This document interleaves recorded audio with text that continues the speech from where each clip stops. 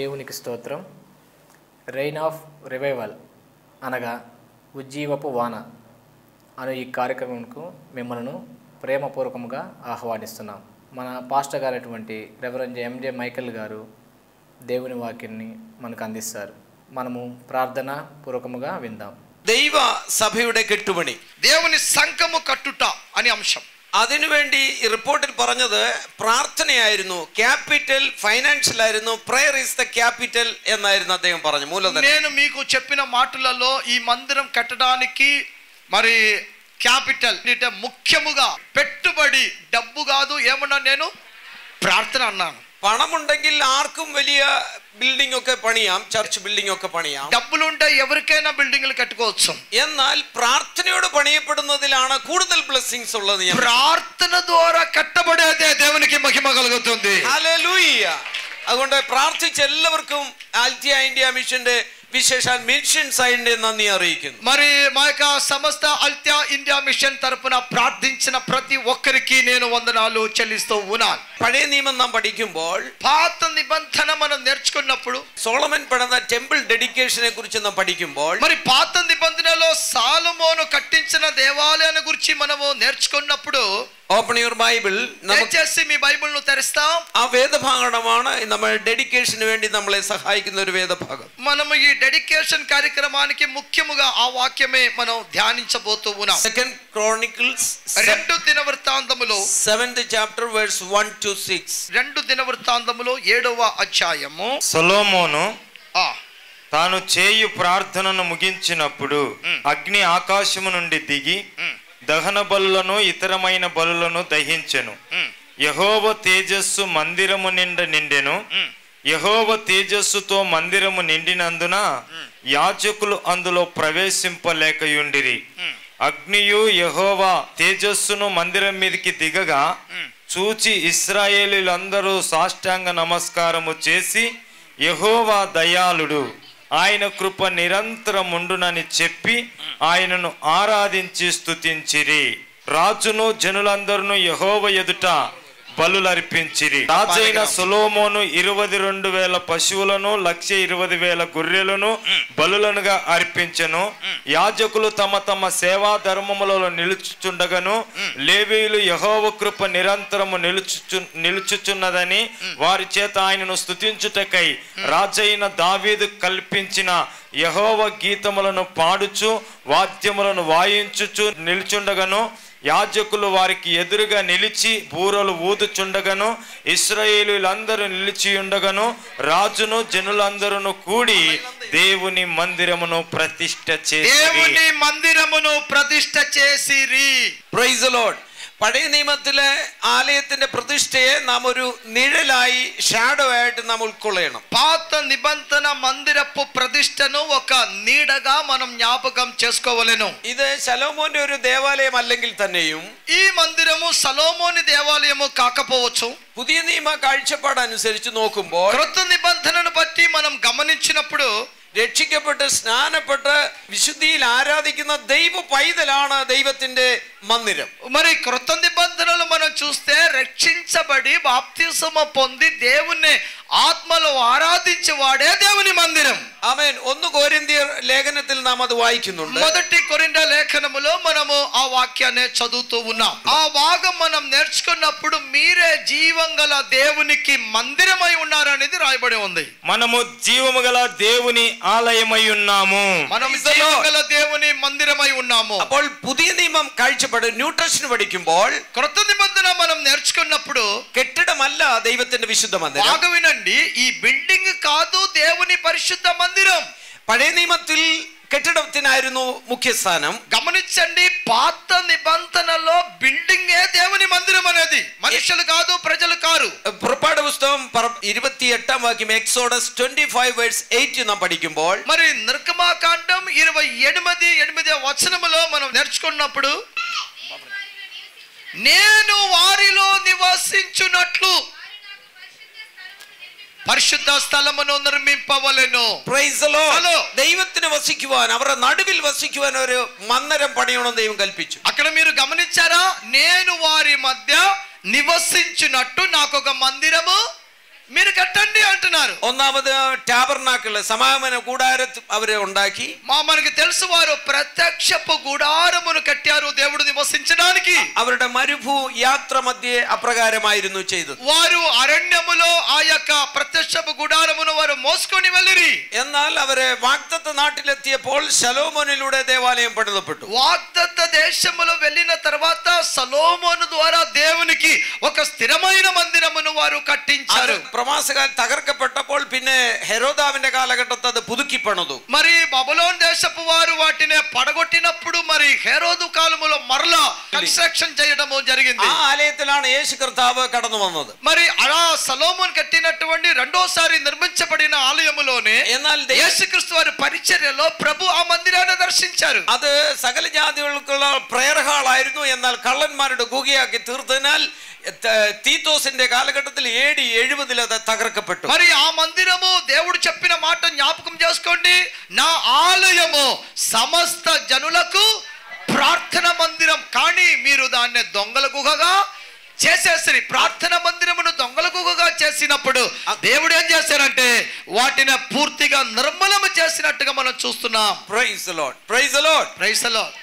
യഹൂദന്മാർ യേശുവിനെ മരണശിക്ഷയ്ക്ക് വിധിച്ച് ക്രൂശിക്കപ്പെട്ട് അവൻ മരിച്ചതിനാൽ మరి యేసుక్రీస్తునే యూదులు శిలువ మీద చంపినప్పుడు ആലയത്തിന്റെ അധികാരിയായ യേശുവിനെ ദൈവപുത്രനെ അവർ ക്രൂശിൽ തറച്ചതിനാൽ మరి మందిరం యొక్క ముఖ్య కర్త అయినటువంటి యేసుని వారు శిలువలో కొట్టి చంపినప్పుడు യഹൂദന്മാർ ചിതറിക്കപ്പെട്ടു പോയി. యహూదులు క్రీస్తుని ఎవరైతే శిలువకి కొట్టారో వారందరూ చెదిరిపోవుట జరిగింది ప్రియులారా. എന്നാൽ അതിനുശേഷം യേശു കർത്താവിൽ വിശ്വസിച്ച സുവിശേഷം രക്ഷിക്കപ്പെട്ട ദൈവമക്കൾ ദൈവത്തിന്റെ വിശുദ്ധ മന്ദിരമായി തീർന്നു. ఎప్పుడైతే చెదిరిపోయారో తర్వాత ఎవరైతే యేసునందు విశ్వాసం ఉంచి అనగా సువార్త విని యేసునందు విశ్వాసం ఉంచి బాప్తిస్మం పొందారో అటువంటి వారు అందరూ కూడా ఆత్మ మందిరముగా కట్టబడ్డారు. హల్లెలూయా. അങ്ങനെ ആത്മമന്ദിരമായി നമ്മുടെ ശരീരമായി തീരുമ്പോൾ പഴയ നിയമത്തിലെ ആലയത്തിന്റെ ചില നിഴലുകൾ മനസ്സിലാക്കി പൊരുളിലേക്ക് വരേണ്ടിയിരിക്കുന്നു. కాబట్టి పాత నిబంధనలో దేవుని మందిరం బిల్డింగ్ గా ఉన్నప్పుడు క్రొత్త నిబంధనలో దేవుని మందిరం మన హృదయమే మనమే. అలాగైతే పాత నిబంధన మందిరానికి క్రొత్త నిబంధన మందిరానికి ఉన్నటువంటి వ్యత్యాసము మనం నేర్చుకొని ముందుకు వెళ్ళాలని మనం చేస్తున్నాం. Praise the lord. మందిరത്തിന് വ്യത്യാസം ഉണ്ടെങ്കിലും తేజస్సుന് వ్యత్యాసമില്ല. ఒకటి నేను గుర్తు చేస్తానని బాగా వినండి, పాత నిబంధన మందిరం క్రొత్త నిబంధన మందిరం రెండు రెండే. పాత నిబంధన మందిరం బిల్డింగ్ గా ఉన్నప్పుడు క్రొత్త నిబంధన మందిరం మనమే. మరి మందిరానికి చేంజ్ వచ్చిన దేవుని తేజస్సుకు మాత్రం చేంజ్ రాలేదు, తేజస్సు మాత్రం మారలేదు. దైవ తేజస్సుని യാതൊരു മാറ്റവുമില്ല. దేవుని తేజస్సుకు ఎటువంటి వ్యత్యాసము రాలేదు. മിസ്രൈമിൽ നിന്ന് പുറപ്പെട്ട ദൈവ മക്കളെ മരുഭൂമിയിൽ നടത്തിയ അതേ തേജസ് തന്നെ. ఐగుప్త దేశములో నుండి బయలుదేరిన ప్రజలను ఏ తేజస్సు వారికి ముందుగా నడిచారో అదే తేజస్సే కొత్త నిబంధనలు కూడా మన ముందుండి నడిపిస్తుంది. హల్లెలూయా. మరుభూమిയിൽ ఈ తేజస్సు పగల్ మేఘస్తంభం రాత్రి అగ్ని తూణాయి నిన్ను. మరి అరణ్యములో పాత నిబంధన ఇశ్రాయేలీయులకి దేవుని తేజస్సు పగటి వేళలో మేఘస్తంభముగాను రాత్రి వేళలో అగ్ని స్తంభముగాను వారిని నడిపించారు. తేజస్సు సొలొమోను ఆలయത്തിൽ വന്നപ്പോൾ దేవుని తేజస్సు సొలొమోను కట్టించిన పాత నిబంధన మందిరము నిండుగా నింపినట్లుగా దైవ తేజస్సు కണ്ടപ്പോൾ എല്ലാവരും അതിന്റെ മുൻപിൽ വീണു നമസ്കരിച്ചു. దేవుని తేజస్సు చూచినప్పుడు అందరూ దాని ఎదుట సాగిలపడి దేవుని నమస్కరించిరి అంట. അവർ വായ് കൊണ്ട് വേഗ സ്വരത്തോടെ ദൈവത്തെ സ്തുതിച്ചു. వారు మరి నోరు తెరిచి దేవుని స్తుతించిరి. 5:13 പഠിക്കുമ്പോൾ ఇదే దినవృత్తాంతం 5:13లో కూడా ఈ మాట, వారితో కూడా బూరలు ఊదు యాజకులు 120 మంది నిలిచిరి. బూరలు ఊదువారును పాఠకులను ఏక స్వరముతో యెహోవాకు కృతజ్ఞతాస్తుతులు చెల్లించుచు గానము చేయగా యాజకులు పరిశుద్ధ స్థలములో నుండి బయలు వెళ్లి ఆ బూరలతోను తాళములతోను వాద్యములతోను కలిసి స్వరమెత్తి యెహోవా దయాళుడు, ఆయన కృప నిరంతరముండునని స్తోత్రము చేసిరి. అప్పుడు ఒక్క మేఘము యెహోవా మందిరము నిండా నిండెను. ഹല്ലേലൂയ. അന്ന് വാസ്തവത്തിൽ യാഗമർപ്പിച്ച വസ്തുക്കളെ കുറിച്ച് അവിടെ പറയുമ്പോൾ ఆ రోజు దేవుని యొక్క ప్రతిష్ట ఆరాధనలు అర్పించిన యాగ వస్తువులను మనం గమనించినప్పుడు 7:5 നാം വായിക്കുന്നുണ്ട്. దినవృత్తాంతంలోనే 7:5లో మనం చదువుతూ ఉన్నాం. 20,000 കാളകളെയും గమనిస్తే 22,000 పశువులను 1,20,000 గొర్రెలను బలులుగా అర్పించను. Praise the Lord. അവിടെ ഈ ആടിനെയും കാളയും അൽപ്പിച്ചത് മട്ടൻ ബിരിയാണി ഉണ്ടാക്കാൻ വേണ്ടിയല്ലായിരുന്നു. ప్రతిష్ఠ రోజు మటన్ బిర్యానీ కొరకు వాటిని చంపేదని రాయబడలేదు, దేవునికి బలియాగముగా అర్పించాలని రాయబడింది. Praise the Lord. ఆదరార్పణ ఉన్న కాళകളെ స్తోత్రయాగం అర్పించണം. ఎద్దు కంటెను డెక్కల గల కోడి కంటెను విలువైన స్తోత్రములు దేవునికి మనం అర్పిస్తున్నాం. ബൈബിളിൽ അത് പറയുന്നു, സങ്കീർത്തനം അത് കൊമ്പും ഉള്ള കാളയേക്കാൾ മൂരിയേക്കാൾ ദൈവത്തിന് പ്രസാദമാണ്. అందుకే కీర్తన గ్రంథములు 68 మనం చదివినప్పుడు నీవు ఒక స్తోత్రము చెల్లిస్తే అది మరి కోడి కంటెను డెక్కలు గల ప్రసాదముള്ളതാണ്. దేవునికి చాలా ప్రసాదకరమైనది అర్పించే స్తుతి స్తోత్రములు. ఈ డెడికేషన్ వల్ల ఓరోരുത്തരും స్తోత్రయాగం అర్పించుకొండిരിക്കുകയാണ്. కాబట్టి ఈ డెడికేషన్ కి వచ్చిన అందరూ కూడా మనసారా దేవుని స్తుతిస్తూ ఉండాలి. అదే దేవుడు కోరుకున్న బలి. ഒരു അല്പ സമയം കൂടെ കഴിഞ്ഞ് നാം എഴുന്നേറ്റ് നിന്ന് ഡെഡിക്കേറ്റ് ചെയ്യാൻ പോവുകയാണ്. ఒక కొంత సమయం తర్వాత మన అందరూ లేచి నిలబడి డెడికేట్ చేయబోతున్నాం ఈ మందిరాన్ని. ఆ డెడికేషన్ సర్వీస్ ఈ విధത്തിലാണ്. ఆ డెడికేషన్ యొక్క పరిచర్య ఈ రీతిలో ఉంది. യഹോവ നല്ലവനല്ലോ, അവന്റെ ദയ എന്നേക്കുമുള്ളതെന്ന് ഏറ്റു പറഞ്ഞ് మరి యెహోవా దయాళుడు, ఆయన కృప నిరంతరం ఉండును అని మనము ఒప్పుకొని സ്തോത്രയാഗം അർപ്പിച്ചുകൊണ്ടാണ് നാം ഡെഡിക്കേറ്റ് ചെയ്യുന്നത്. స్తోత్రయాగము అర్పించుకుంటూ మనం డెడికేట్ చేయబోతున్నాం. హల్లెలూయ. ఆ సమയത്ത് దైవ తేజస్సు എല്ലാവരും മനസ്സിലാക്കേണ്ടിയിരിക്കുന്നു. నేను ప్రార్థన చేయబోతున్నాను, ఆ సమయములో దేవుని తేజస్సు సొలొమోన్ మందిరములో దిగి వచ్చినట్లుగా ప్రతి ఒక్కరి మీదకి దిగి వచ్చును గాక అని. Praise the Lord. Aim Christian అసెంబ్లీയുടെ ఈ worship hall, Aim Christian assembly యొక్క వర్షిప్ హాల్, ప్రార్థన మందిరం. ഇതിലെ പ്രാർത്ഥന ഉയരണം. ఇందులో ప్రార్థన మరి దేవుని సన్నిధిలో పడాలా, దేవుని సన్నిధిలో చేరాలా. സ്തോത്രയാഗം ഉയരണം. స్తోత్రయాగము కూడా దేవునికి వినబడాలా. ఇక్కడ నుండి ദൈവദാസന്മാർ വചനത്തിൽ ശുശ്രൂഷിക്കണം. దేవుని సేవకులు వాక్యమును మాట్లాడాలా.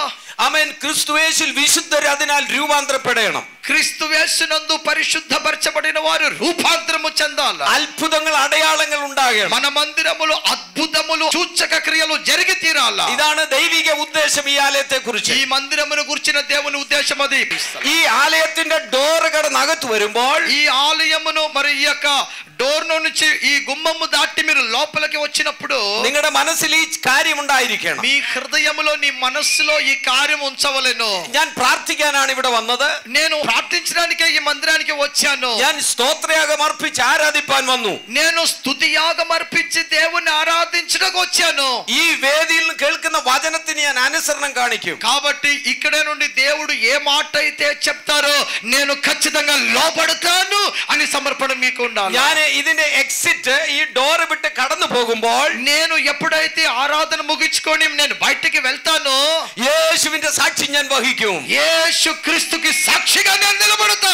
സുവാർത്ത എന്റെ വായിൽ നിന്ന് മറ്റുള്ളവരിലേക്ക് വരും. నాలో నుండి సువార్తమానం అనేక మందికి నేను వినిపిస్తా బయటికి వెళ్ళినప్పుడు. ഹല്ലേലൂയ. അതാണ് എന്നെ കുറിച്ച് പ്രത്യേകിച്ച് ഈ ആലയത്തിൽ വരുന്ന എല്ലാ മക്കളെ കുറിച്ചുള്ള ദൈവത്തിന്റെ ഉദ്ദേശം. ఈ మందిరానికి వస్తున్న ప్రతి వ్యక్తిని గురించిన దేవుని ఉద్దేశం అది. లోపల ఆరాధించండి, బయట సాక్షిగా నిలబడండి. అదే దేవుని యొక్క ఉద్దేశం. പരിപാടികളുടെ എല്ലാം ആത്യന്തിക ലക്ഷ്യം ദൈവമഹത്വമായിരിക്കട്ടെ. ఇదన్నీ ఇక్కడ జరిగే ప్రతి కార్యం యొక్క ఏకైక లక్ష్యము మన దేవుని నామము మహిమపడాలి. റോമാലേഖനം 11-ാം അധ്യായം, റോമൻസ് 11 chapter verse 33 onwards, 33 മുതൽ. రోమియోలకు రాసిన పత్రిక 11:33 నుంచి. ఆహా, దేవుని బుద్ధి జ్ఞానముల బాహుల్యం ఎంత గంభీరము, ఆయన తీర్పులు శోధింపనెంత ఆవశ్యకములు, ఆయన మార్గములెంతో అగమ్యములు. ప్రభు మనసు ఎరిగిన వాడెవడు, ఆయనకు ఆలోచన చెప్పిన వాడెవడు, ముందుగా ఆయనకిచ్చి ప్రతిఫలం పొందగలవాడెవడు, ఆయన మూలమునను ఆయన ద్వారాను ఆయన నిమిత్తమును సమస్తమును కలిగి ఉన్నవి, యుగముల వరకు ఆయనకు మహిమ కలుగును గాక. ആമേൻ. ఆమేన్. എന്താണ് നിങ്ങൾ ആമേൻ പറഞ്ഞത്? మీరు ఎందుకు ఆమేన్ చెప్పారు తెలుసా? സകലവും അവനിൽ നിന്നും അവനാലും അവങ്കിലേക്ക് പോകുന്നുണ്ട്. അവന് മഹത്വം. Praise the Lord. సమస్తము ఆయన మూలముగా ఆయన ద్వారా ఆయన నిమిత్తము కలిగింది కనుక ఆయనకే మహిమ కలుగునుగా. Praise the Lord.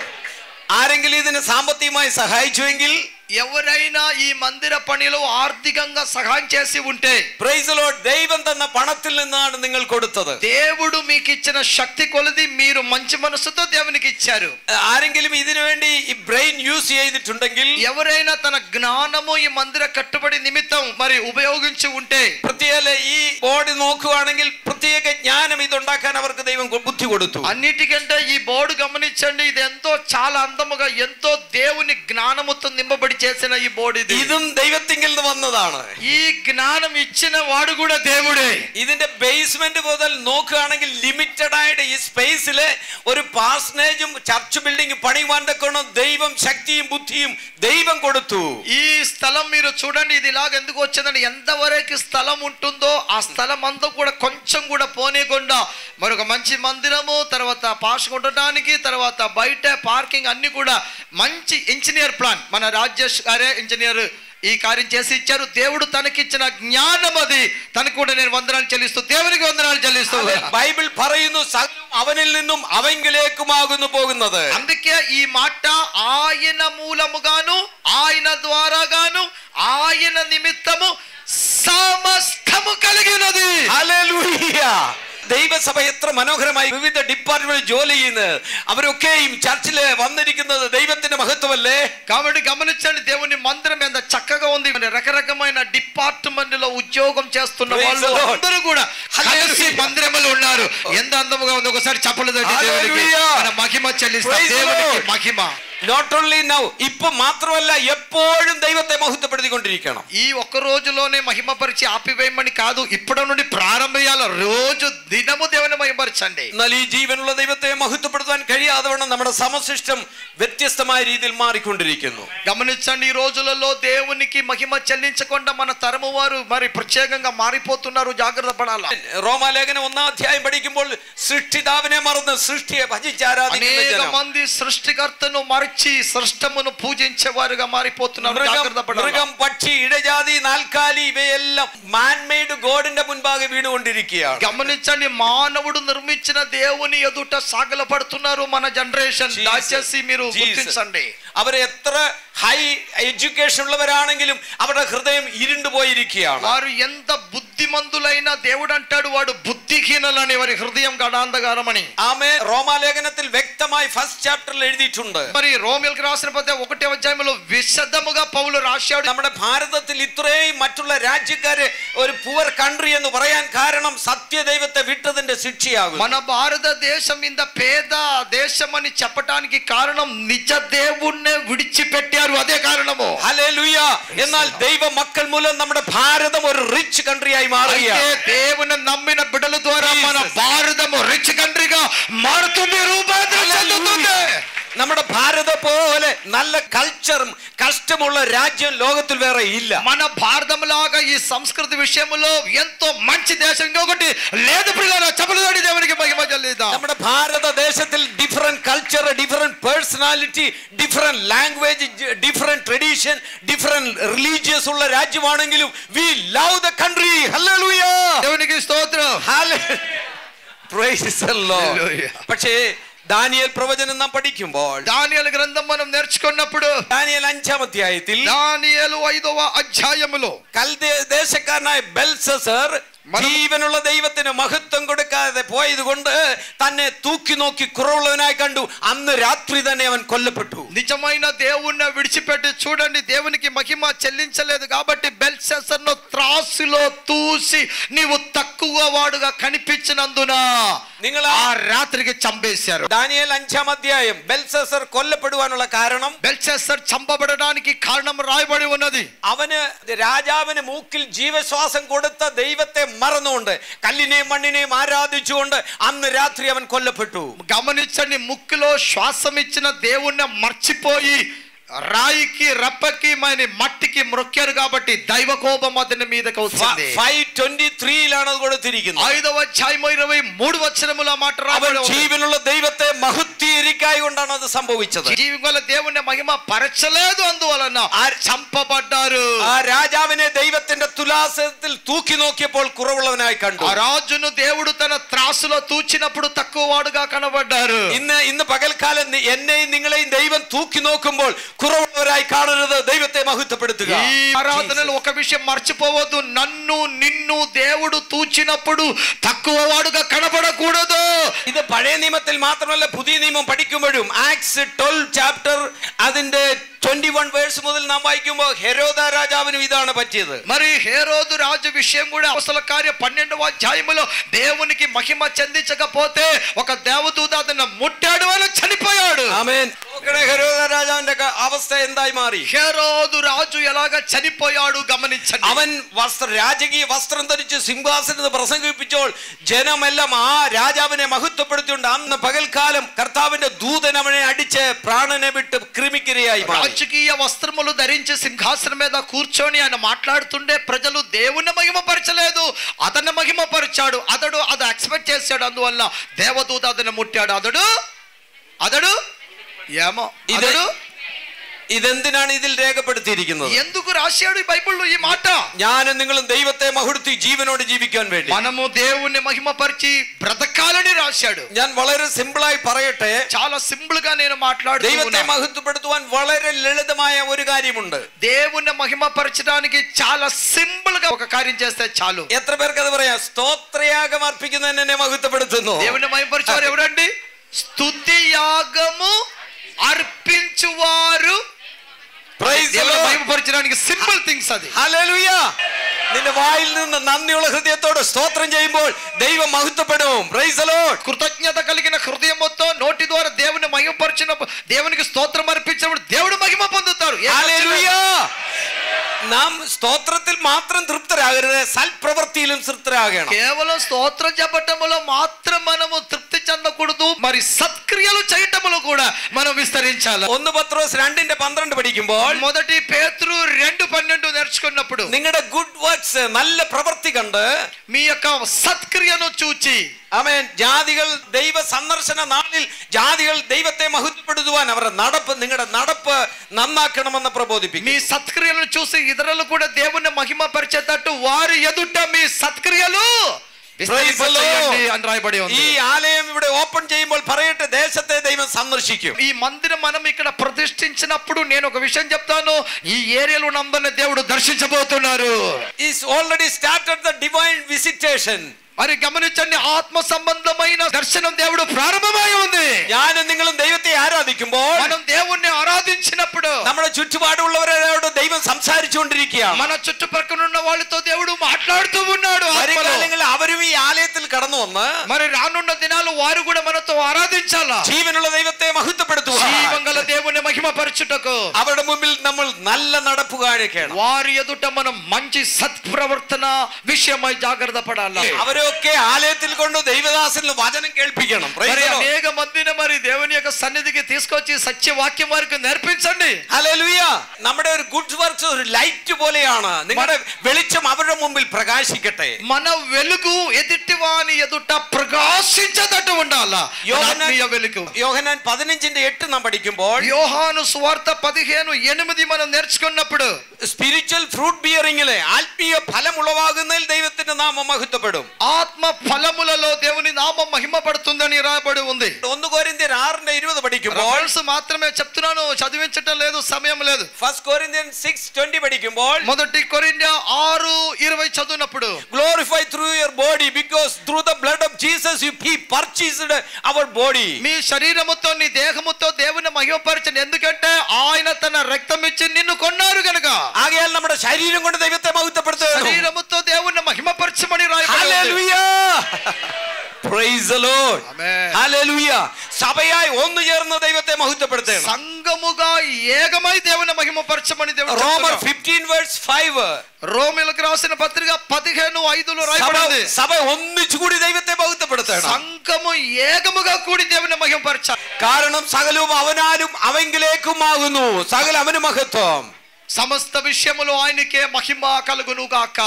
ప్రభు ఈ యొక్క మందిరాన్ని ఇంతవరకు నీ సన్నిధిలో ప్రార్థించాము నాయన. സ്നേഹവാനായ ദൈവമേ, സ്വർഗീയ പിതാവേ, పరలోకమందున్న మా ప్రేమగల తండ్రి, പുത്രനിലൂടെ ഞങ്ങൾക്ക് നൽകുന്ന എല്ലാ നല്ല ദാനങ്ങൾക്കായി നന്ദി. నీ కుమారుడైన క్రీస్తు ద్వారా మాకు ఇచ్చిన ప్రతి విధమైన మేలు కొరకే వందనాలు. Thank you for the manifold blessings upon us, Lord. ప్రతి విధమైనటువంటి భౌతికమైన శారీరక ఆశీర్వాదముల కొరకే వందనాలు. കർത്താവേ, ഇപ്രകാരം ഈ ആലയം മനോഹരമായി പണി തീർക്കുവാനും ഈ പുൾപിറ്റിൽ നിന്നുകൊണ്ട് ഞങ്ങൾക്ക് ഇത് ഡെഡിക്കേറ്റ് ചെയ്യുവാനും സഹായിച്ചു. ఈ మనోహరమైన మందిరములో ఈ పుల్పిట్ లో నిలబడి ప్రభా నిన్ను మహిమపరచడానికి డెడికేట్ చేయడానికి కృప చూపినందుకు ഈ സ്റ്റേജിൽ നിന്ന് വരും കാലങ്ങളിൽ ദൈവജനം കേൾക്കുന്ന വചനം അവിടെ ഹൃദയത്തിൽ ആഴമായി പതിവാനും 30, 60, 100 മേനിയെ വിളയുവാൻ ഇടയാക്കണമേ. మరి ఈ స్టేజ్ లో నుండి మాట్లాడుతున్న ప్రతి మాట నాయన 30, 100, 60, 100 ఫలం ఫలించదడు సాయం చేయండి ప్రభా. നീ സാക്ഷാൽ മുന്തിരിവള്ളി, ഞങ്ങൾ നിന്റെ കൊമ്പുകളുമാണ്, നിന്നിൽ ചേർന്നിരുന്ന ഫലം കായ്പാൻ അധികം സഹായിക്കണമേ. ఈ బోర్డులో రాసినట్టుగా ప్రభా మీరు నిజముగా ద్రాక్ష వల్లిని మేము మీకు తీగలం ప్రభా, మీలో అంటకట్టబడి మేము ఫలించదడు సహాయం చేయమని ప్రార్థిస్తున్నాం. എല്ലാ വിധത്തിലും അങ്ങയുടെ നാമത്തെ ഈ ആലയത്തിലൂടെ മഹത്വപ്പെടട്ടെ. ప్రతి కార్యం ద్వారా నీ నామ మహిమపడును గాక. ഈ ദേശത്തിന് ഒരു അനുഗ്രഹ വിഷയമായി മാറട്ടെ. ఈ ఏరియాకి ఇదొక ఆశీర్వాదకరముగా ఉండును గాక. ഞങ്ങൾ ഇവിടെ നിന്ന് നിന്റെ മുഖത്തെ നോക്കി പ്രാർത്ഥിക്കുമ്പോൾ ప్రభా మేము ఇక్కడ నుండి మీ వైపు తిరిగి ప్రార్థించినప్పుడు, ഈ ആലയത്തിൽ നിന്ന് ജനം നിന്റെ മുഖത്തേക്ക് നോക്കി പ്രാർത്ഥിക്കുമ്പോൾ, ఈ మందిరానికి వచ్చి ప్రజలు నీ వైపు చూచి ప్రార్థించినప్పుడు ദേശത്തിന് സൗഖ്യമുണ്ടാകട്ടെ. ఈ దేశానికి సౌఖ్యము దయచేయి ప్రభా. ഞങ്ങളുടെ ആന്ധ്രാപ്രദേശിന് അനുഗ്രഹമായി തീരട്ടെ. ఆంధ్ర రాష్ట్రానికి ఆశీర్వాదకరముగా చేయండి. ഭാരതത്തിന് അനുഗ്രഹമായി മാറട്ടെ. భారతానికి ఆశీర్వాదకరముగా చేయండి. കർത്താവേ, ഈ ശുശ്രൂഷ മൂലം കർത്താവിന്റെ രണ്ടാം വരവിന് വേണ്ടി അനേകരെ ഒരുക്കുന്ന ശുശ്രൂഷകളാകട്ടെ. ఈ పరిచర్య ద్వారా రెండవ రాకడికి అనేకులు సిద్ధపరిచే పరిచర్యగా നമ്മുടെ വിശുദ്ധന്മാരോടുകൂടെ മേഘങ്ങളിൽ എടുക്കപ്പെടുവാൻ അനേകരെ ഒരുക്കണമേ എന്ന് പ്രാർത്ഥിക്കുന്നു. ప్రభా పరిశుద్ధులుగా అనేక మంది నీ సన్నిధిలో మేఘాలలో ఎత్తబడుటకు సహాయం చేయి. സഭ മുഖാന്തരം അറിവായി വേണ്ട ദൈവിക സത്യങ്ങൾ ഈ ചർച്ച മൂലം അറിവായി വരട്ടെ. ప్రభా సంఘములో తెలియపరిచినటువంటి సత్యాలు నాయన ప్రతి బిడల హృదయములో దాటబడుటకు సహాయం చేయి. ദൈവത്തിന്റെ ജ്ഞാനവും അറിവും അതിന്റെ ആഴവും നീളവും ഉയരവും വീതിയും സകലരും അറിയട്ടെ. ప్రభా నీ యొక్క జ్ఞానము యొక్క ఎడల్పు పొడవు ఆయన అందరూ తెలుసుకున్నట్టుగా അങ്ങയുടെ దృഷ്టిയും കണ്ണും കാതും എല്ലാം ഈ ആലയത്തിന്മേൽ ഉണ്ടാകട്ടെ. నీ యొక్క చెవులు కన్ను దృష్టి ఎప్పుడు కూడా ప్రభు ఈ మందిరం మీద ఉండును గాక. എല്ലാവരെയും അനുഗ്രഹിക്കണമേ. అందరినీ దీవించండి. യേശുവിന്റെ വിലയേറിയ നാമത്തിൽ തന്നെ యేసు నామములో అడుగుచున్నాను తండ్రి. നമ്മുടെ കർത്താവായ യേശു ക്രിസ്തുവിന്റെ കൃപയും ദൈവത്തിന്റെ സ്നേഹവും പരിശുദ്ധാത്മാവിന്റെ കൂട്ടായ്മയും സഹവാസവും പ്രാർത്ഥിച്ച വിഷയങ്ങളോടും വിശുദ്ധന്മാരുടെ വരവരെ എപ്പോഴും ഉണ്ടായിരിക്കട്ടെ. ആമേൻ. మన ప్రభువైన యేసుక్రీస్తు కృప, దేవుని ప్రేమ, పరిశుద్ధాత్మ యందలి అన్యోన్య సహవాసం మనందరితో సదా తోడై ఉండును గాక. ఆమేన్. హల్లెలూయా. ఇంతవరకు ఈ కార్యక్రమము వీక్షించిన మీ అందరికీ మా వందనాలు. ఈ కార్యక్రమం ద్వారా మీరు దీవించబడినట్లయితే మీ ప్రార్థన అవసరాలు మాకు తెలియజేయండి. మా అడ్రస్ రెవరెండ్ ఎంజే మైకల్ గారు, Christian assembly worship hall, Dykes road centre, Shantinagar, Nellore 4. మా ఫోన్ నెంబర్స్ 9440489540, మరి ఒక నెంబర్ 9440476147. దేవుడు మిమ్మల్ని దీవించునుగాక.